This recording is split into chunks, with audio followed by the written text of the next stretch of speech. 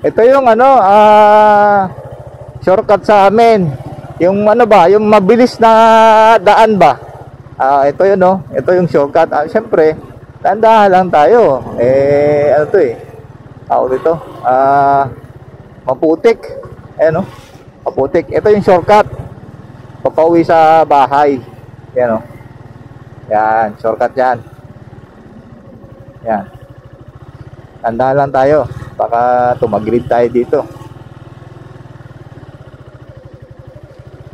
Shortcut nga to. Mabilis to eh. Yan. Chill ride lang tayo dito. Hindi tayo pwede magpatakbo ng mabilis. Yan. Uy! Ano nangyari dun? Parang kilala ko yun ah. Balikan ko nga.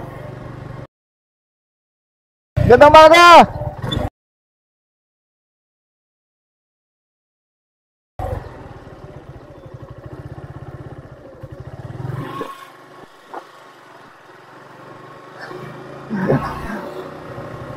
Ano nangyari dyan? Yung ano po, gulong. Yung gulong? Oo, mina yung ano. Mina yung hangin.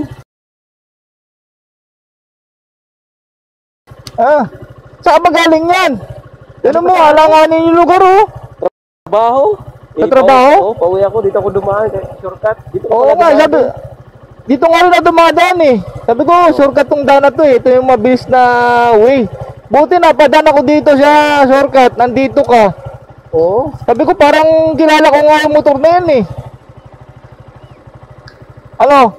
Anong nangyari yan? Tingnan natin ha. Oh, sige, sige. Oo.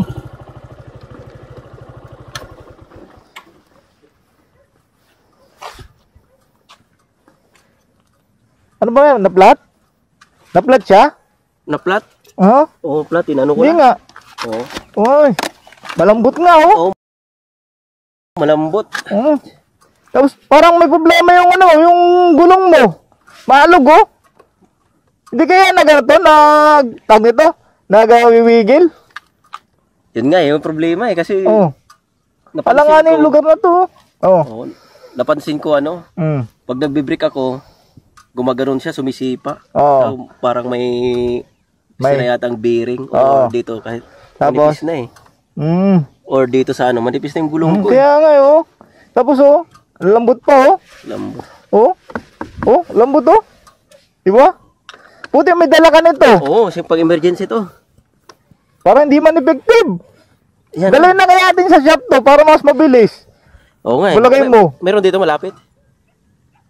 Hindi, hanap tayo. Hanap tayo, no? Ano kaya? Ha? Nagwiwigil eh. O kaya nga oh. Nagwiwigil din oh. Maghawak ko pang halang eh. May problema na yung gulong eh. Ha? Bearing. Hindi. Doon natin malalaman yan. Pero possible yan, bearing kasi maalog siya. Dahil din sa ano, manipis na yung gulong. Pag tumatakbo ka ba, nag-stack up siya? Parang napipigilan? Parang ganun. Tapos pag nagbibrake ako, kahit kunting brake lang, gumaganon kunti, sumisipa. Parang gumigewang? Gumigiwang. Baka madisgrasya ka pa dyan. Dali natin dun sa ano? Sa shop? Oo. Kaya pa naman tong tumakbo. Kasi hindi pa naman siya totally malambot. Ito na nga, dumating na kami sa shop. Ito.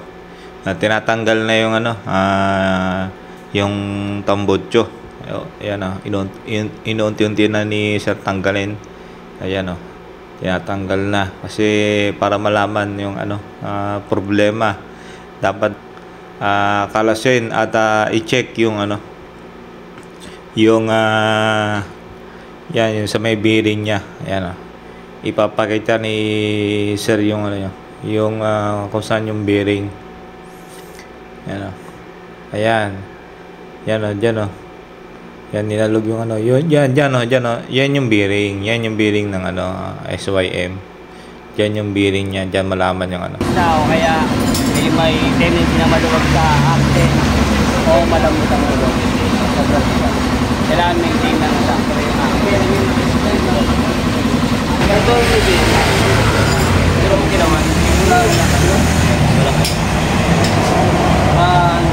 Sobrang daw siguro. Ipapalit lang gulong. Kaupay. Ayan o, sinalang na ni sir yung ano, yung papalitan. Sinalang na, tinanggal na yung pito. Ayan, linat na. Ayan, para patanggal na, kinompress muna. Ayan o, papalitan niya ng bagong gulong ni Kaupay Vlog. Ayan, sinalang na para matanggal. Ayan. Ganyan kabilis pagka machine yung ano, machine yung gamit mo. Ayan. Tsaka ano, maiwasan yung ano, pa-damage yung ano, yung gulong tsaka yung mags. Pag mano-mano kasi may mga ano yan eh, may mga tawag nito, mga sikwat na tinatawag. Ayan, wala yan oh. Hindi madadamage pag ganyan ang ano, gamit nyo, naka-machine. Nilinisan lang, kailangan lang linisan para matanggal yung ayan yung ikakabit niya ni Kaupay. Yan, kakabit niya, ganda, bagong bago talaga, hindi na yan makakaproblema. Sapat yan na, nilagyan na ng hangin no, yung PSI kung ilan. Maganda rin yung ano, yung lagay na yan, napakaganda. Wow.